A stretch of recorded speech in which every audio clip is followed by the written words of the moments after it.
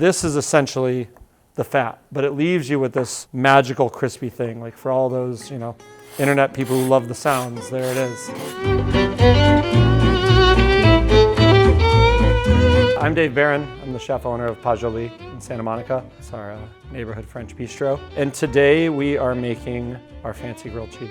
Our grilled cheese at Pasjoli is based loosely off of that baguette you get in Paris that has like the perfect amount of butter on it and ham and a little bit of Gruyère. And we wanted to kind of trash it up a little bit, make it a little sexier. It's my favorite thing when I get to Paris. You just get that baguette and you snack on it as you're walking around. And we've been focusing on a bar menu to make it a little more neighborhood friendly at the restaurant. And so this is the first thing that we put on the bar menu. We're gonna start learning how to make caramelized onions.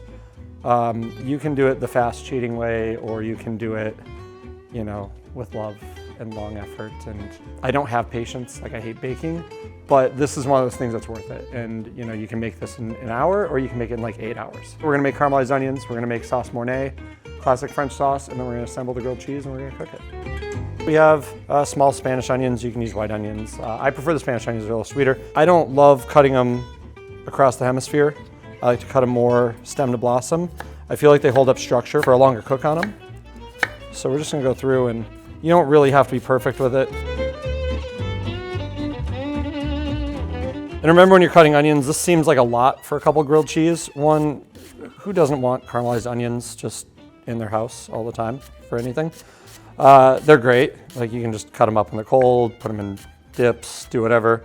Also, they shrink quite a bit when you cook them. Because we're gonna be cooking these for a while, I'm not overly concerned about getting that initial sear on them. So instead, what we're gonna do, we're gonna put them in a pot that is not hot yet. We're gonna add just a little bit of oil and butter, because it's a French restaurant that I have, and we put butter in everything. And then before it starts to caramelize, I like to put some Madeira in there.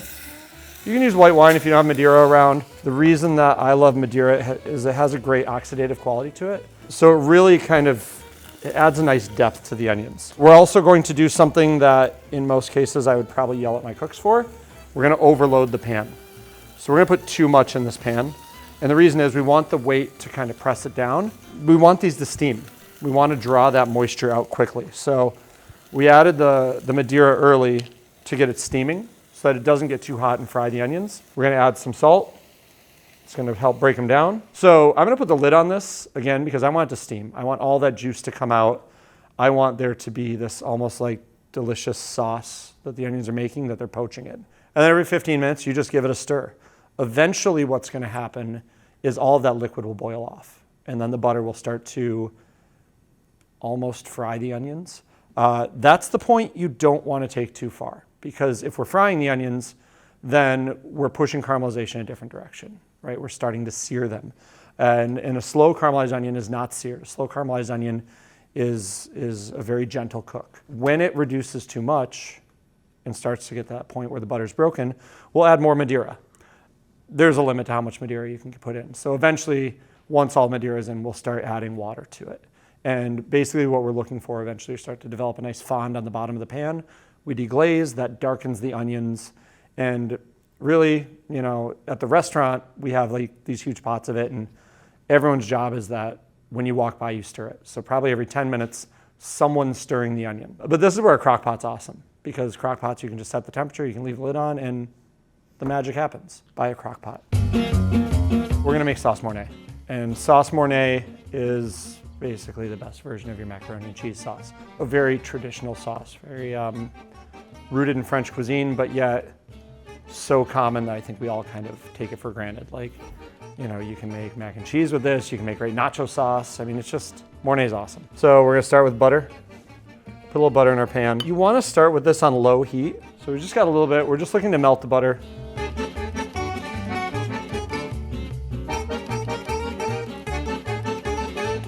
The more flour, the thicker it is. Typically, we'd go 1-to-1 butter to flour. This is a classic French sauce, as I mentioned, and I think that's where the intimidation starts to lie. Once you go from that parameter of I'm making something that's tasty, or I'm making my mom's food, to I'm making something traditional and classic, and starts to be rooted in, French cuisine has this notion that it's stuffy.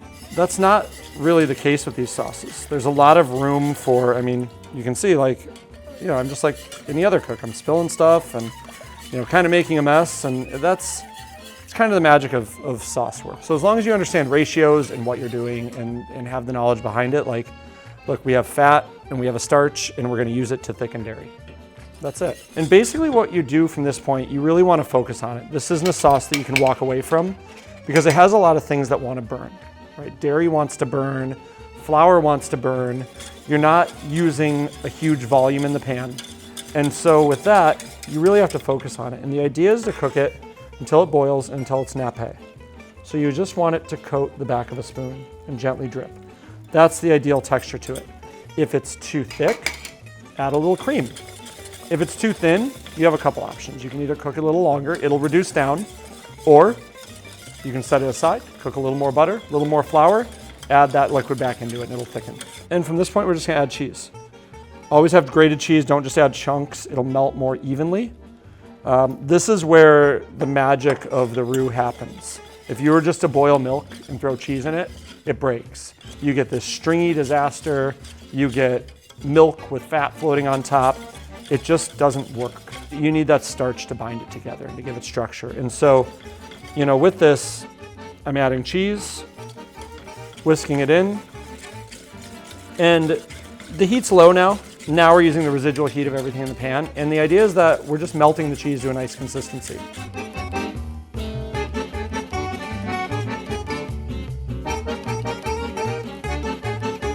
That's what you're looking for, that stringiness. I always salt it at the end, and the reason you always salt it at the end is because cheese is salty. And depending on what cheese you have, it may or may not need more salt. Like, if you do the same thing with sharp cheddar, and then you throw in a little Parmesan, you may not need salt. If you're doing it with a very neutral cheese, you will 100% need salt. We're gonna let it cool down because this is not a sandwich that can be assembled hot. Once the Mornay is cool, it's like a paste, right? It's thick, it's set. If you want to reheat this, sometimes it will break.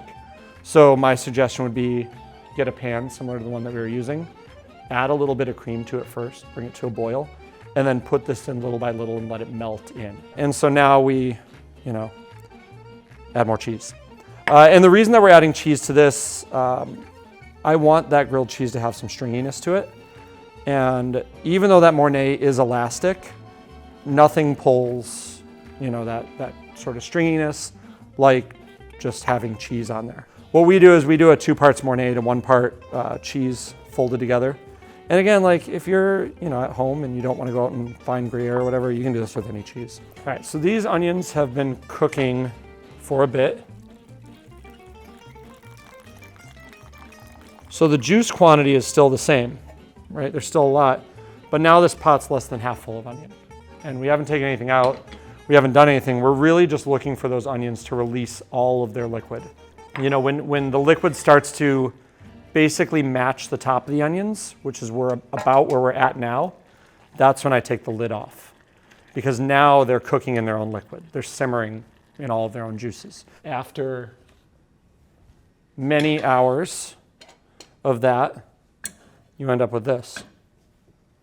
And this is our, 8 hours of slow cooking. And you get this beautiful golden brown, but it's consistent all the way through. We let that cool. Once we're done with that, you end up with this.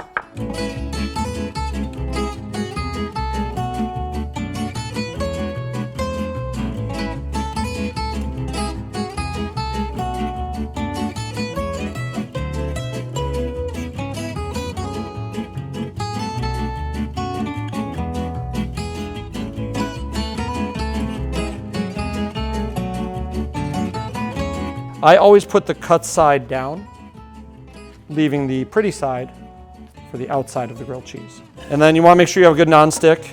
As it heats up, and the cheese starts to melt, we just keep pushing the cheese under the bread to get this nice little cheese crust scenario. So, I know in the recipe there are quantities, but let's be honest, right? Like the quantities, you can just get as wild as you want. So as you can see, my grilled cheese is not cooled down enough yet. which is why it's kind of spreading in clumps as opposed to spreading like cream cheese across it. When everything's cold, it just spreads.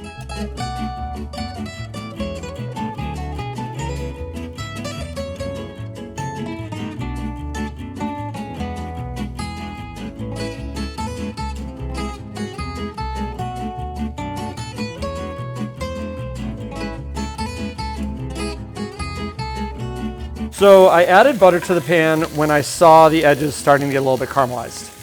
And the idea for that was to, at that point we'll get a nice foaming butter.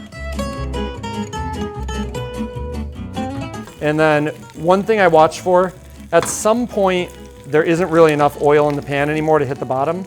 At that point, you can just add another little piece of butter.